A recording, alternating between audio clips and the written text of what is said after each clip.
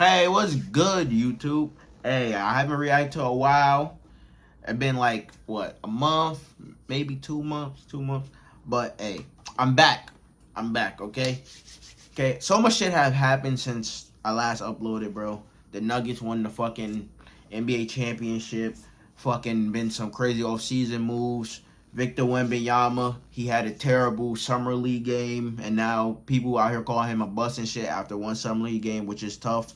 He admitted to not knowing what the fuck was going on the court, but hey, it's crazy. It's crazy how he didn't know what the fuck was going on like on the court, but the man ended the game with 5 blocks, like, bro. That's type tough. That's type tough. But and also the Nuggets won the NBA championship. Jimmy Butler, he fucking choked. Played atrociously in the NBA finals and shit. Hey, Dame is up for trade. Like, bro, so much shit have happened, okay? But hey, I'm back. I'm back. So hey, I'm gonna, start uploading more consistently for sure. I've been on a little bit of a hiatus or break, but we back on this shit. But let's get into Jimmy High Roller. A massive change is coming to the NBA. But let's go. On April 1st of this year, the NBA and its players agreed to a new collective bargaining agreement. The announcement of this new CBA broke news for about a day or two, and then it was shrugged off in the midst of the regular season. For the most part, it's a bunch of contract jargon, new financial structuring and incentives, nuanced agreements between owners and players that us fans couldn't care less about. But built into the details of this fairly routine league adjustment are 3 major rule changes to how the NBA Talk to me, Jimmy. operate. Talk to me. 3 adjustments to rules, systems, awards, and honors that have been in place for decades and will change the way the NBA and its players navigate the season. Yes. Today's sponsor is HelloFresh. He most likely gonna talk about the minimum played games, so you can win a like award or be selected for a first team NBA and shit. Like, bro, it's gonna be like a minimum amount of games that you gotta play and shit. So he gonna talk about that. Okay, HelloFresh. Okay, Jimmy. Coming into effect starting with the 2023-2024 NBA season, the league has a new CBA.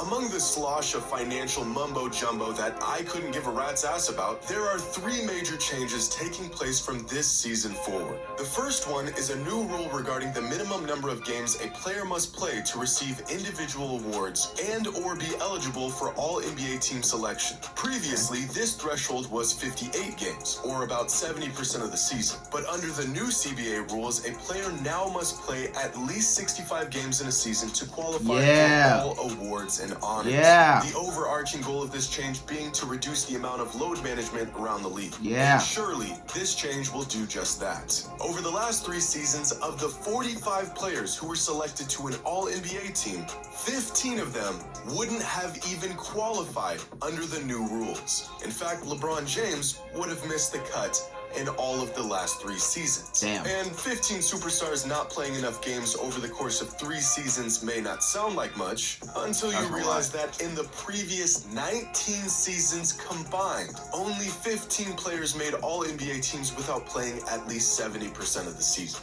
A requirement that pushes for about 10% more games played throughout a season for every superstar around the league may have a larger impact on the game than you would think. Which leads Ben Rohrbach of Yahoo Sports to beg the question, is it worth squeezing a handful more games from these stars to risk rewarding less prestigious candidates?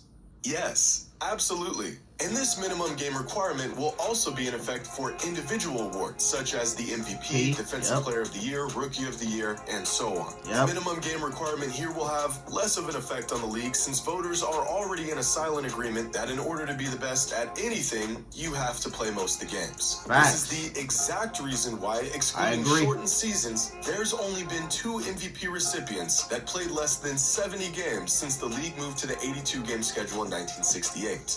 Bill Walton in 1978, and Joel Embiid just this past season. But still, we will inevitably see this new rule begin to change. Which he did not deserve that MVP. It should have been Jokic for real. Out of everybody, should have been Jokic or fucking Giannis, bro. Like, for me, I had Giannis, but it's like, bro, if we're gonna give it to Giannis, give it to Jokic, bro. Like, goddamn. Like, Embiid, bro. just this past season. But still, we will inevitably see this new rule begin to change the way stars around the league navigate each season. Over the past decade, here are award winners that, under the new rules, wouldn't have even been eligible, including Jaren Jackson Jr. for Defensive Player of the Year in 2023. Now, the one caveat to this rule change is that there will be exceptions under specific circumstances. Yeah, of course. For example, if a player has a season-ending injury, the minimum game requirement will drop from 65 to 62 games. Also, any game where a player plays at least 20 minutes will count as a game played. And I think we can all see exactly how this exception will be exploited.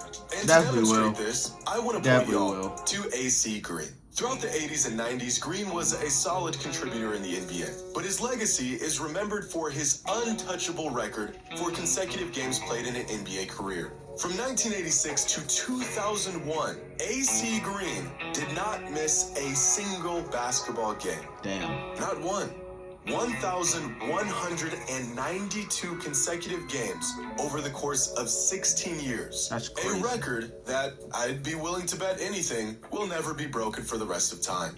But what people fail to mention is that in order to set this record, AC Green had numerous games where he would simply check into the game for a few possessions and then check back out. The man was well aware of his streak, and he would do anything in his power to keep it going until the day he retired. It's not a matter of if stars around the league will check into a game and then inexplicably check back out after 21 minutes. It's a matter of how many stars will do this and how often. But this rule change is certainly a step in the right direction. Definitely Now, is. the next rule change that was included in the new CBA is one that fans have been asking for years. What? The NBA has become a positionless league.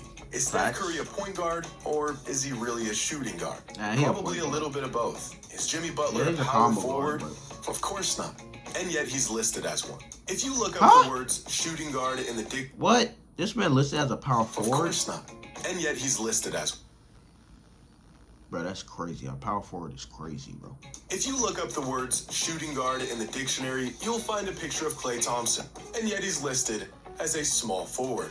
Positions don't matter, and the NBA is finally taking notice of this starting next season and the way that they vote for all NBA teams. Because from this upcoming season forward, all NBA teams will no longer be restricted to 2 guards, 2 forwards, and a center. Instead, all NBA teams will be positionless. The 5 players who receive the most first-place votes will simply be first-team All-NBA. Players who earn the 6th through 10th most votes will be second-team All-NBA, and 11th through 15th will be named third-team All-NBA.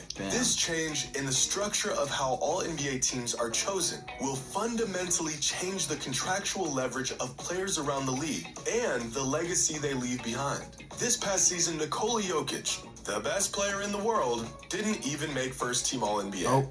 Only one center is allowed to make first-team, and that spot went to Joel Embiid. Rudy Gobert has 4 All-NBA selections in his career. You want to know how many All-NBA teams Vince Carter made in his 22-year career? 0. 2. Oh. I know, right? Guess how many All-NBA teams Ray Allen has made in his career? 2. What about Dennis Rodman? You guessed it. 2.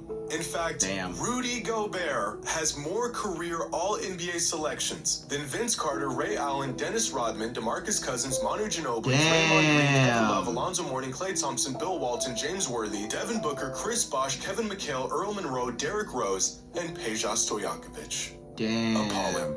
The old All-NBA voting system was broken. And it had been for years. But the most egregious case of this failed voting system came back in 2016 when DeAndre Jordan, who was never at any point in his career even considered a top 30 player in the league, made first-team All-NBA. That's right. Because of this voting system, DeAndre Jordan was virtually named a top 5 player in the NBA. That same season, Kevin Durant, at his apex, did not make first-team All-NBA. Change was in need, and to demonstrate just how much these alterations will affect the NBA, here are the All-NBA teams from 2023. Now, considering the new minimum game requirements and the positionless voting, this is how the 2023 All-NBA teams would look under the new rules according to voting results. Giannis, Steph, Butler, Lillard, and LeBron all missed too many games to make the cut. Jokic makes first team with Embiid. Sabonis, Fox, and Randall all get promoted to second team, and 4 players in Markkanen, Holiday, Brunson, and Anthony Edwards all make their first All-NBA team. Now, the last major change that we'll see in this upcoming season, I definitely would have put Brunson over Randall, in-season though, for tournament. sure. No official structure of the tournament has been announced yet, but the basic framework is set, and it'll look something like this. The league will be divided into 6 pools of 5 teams. Okay. Pools will be comprised of teams from the same conference. And that's about the extent of this plan making any sense. Because out of the established pools of teams, there will be designated days during the first 6 weeks of the season where teams will play within their pool. The winner of each 6 pools will advance to a single elimination stage along with 2 wildcard teams. The league has yet to announce how these wildcard teams will be determined, so maybe record. The semifinals and finals will be played at a neutral site, and the players on the winning tournament team will receive $500,000 each. But here's where it gets really weird. Each NBA team will only be scheduled for 80 games on the season. Teams that do not advance to the knockout round of the tournament will have 2 games added to their schedule, and the teams that make the final round of the tournament will play 83 total games. What the hell? So let me get this straight. This new in-season tournament will affect the scheduling of the regular season. It will have qualifying rounds built throughout the season. It will lead to some teams playing more games in a season than others, but most importantly, I don't know if anyone's even going to care. The teams that are already good might not care about the in-season tournament because they have bigger goals. And the teams that have no chance at contending for a championship and might care to win the tournament probably won't have a shot. I think the single elimination format could work in favor of less capable teams, but are the title contenders for the postseason not also the same teams that will be favored to win the in-season tournament? That is true. Will the rich not just get richer while bad teams continue to have no shot at winning anything?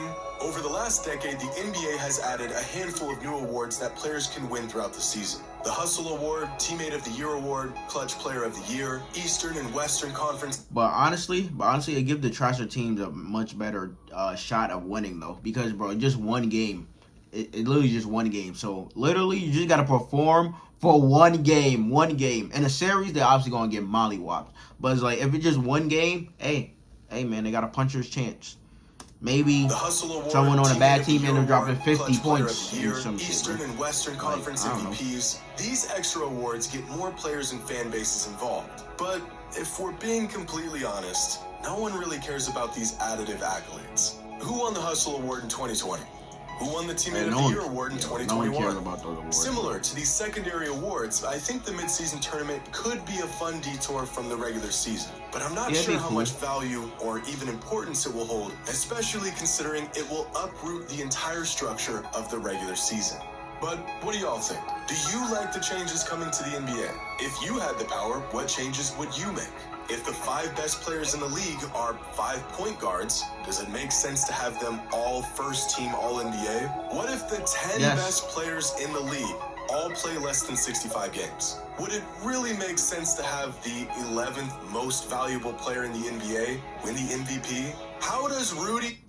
I think so. Because, like, bro, if you want to win this award and shit, play some games. You got to play games, bro. I'm sorry. If you're not going to play any games, even if you're the best player in the world, bro, if you ain't playing games, nigga, then you shouldn't deserve to win no awards. You got to play some games. We got to see this shit, okay? If you ain't playing games, you don't deserve the award.